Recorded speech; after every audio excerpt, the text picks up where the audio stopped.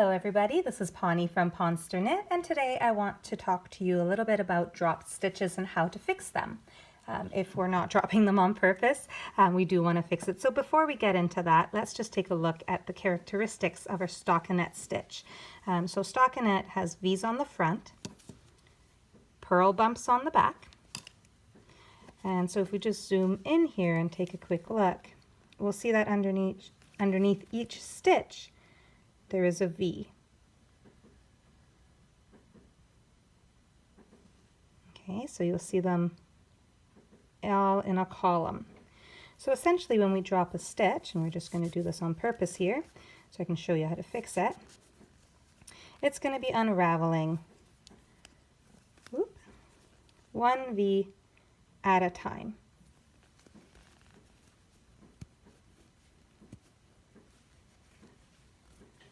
So if you're nowhere close to a crochet hook and you're not too comfortable doing this with your needles alone, I would recommend that you grab a stitch marker, a lockable stitch marker, throw it onto that stitch and stop it from unraveling any further. Of course you want to lock that.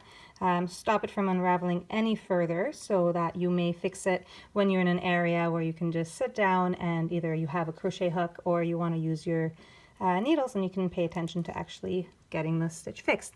So first I'm going to show you how to do this with a crochet hook. We're going to come in. We're going to insert the hook into the stitch. Let's see if you can see the bottom side of that. So I've just got my hook into the stitch here, and these bars in between is what has unraveled. So I'm just going to grab the first bar, pull it through, and keep repeating that all the way up. So we'll come in, grab a bar, pull it through, repeat that to the next, right up to the very top, and then we can replace our stitch. And there you have it. Now I'm going to come back down right here. Let's say we've split the yarn, or you again have seen a mistake or something of that nature. You can yourself go ahead and drop that to where you see the mistake. And this time I want to show you how to fix it with your needles. So trying not to split the yarn this time, and I'm using an acrylic here because I do want to show you how to block acrylic in another video later. So I figured I'd knit that up and have it serve dual purpose. So to fix with our needle, we're going to do very much the same. I'm going to make sure that the stitch is not split. Got my needles right in there. I'm going to grab that very first bar and kind of like casting off, I'm going to take the stitch that we had on the needle and throw it over the bar.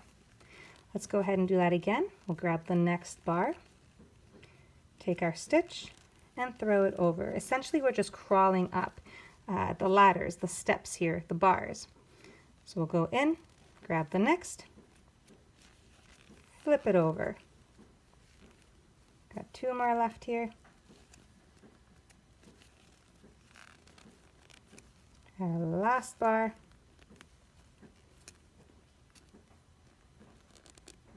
Whoa.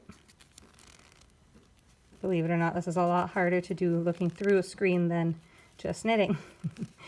All right, so you may have a little bit of unevenness, and that is okay, because as you block your piece later and you put it through a wash, that will fix. Now for purl stitch, it's essentially the same thing. So if we're looking at a purl bump and it unravels, the easiest solution for you is to flip it over, make it a knit, and latch it up like we just did. It's much simpler than doing it from the back side. So essentially if you are looking at your piece this way and you've dropped a stitch, go ahead and flip it over, no one will know better, latch it up, and then you can continue knitting. I hope that helps, and we'll come back and do another video for you with how to fix purl and knit stitches.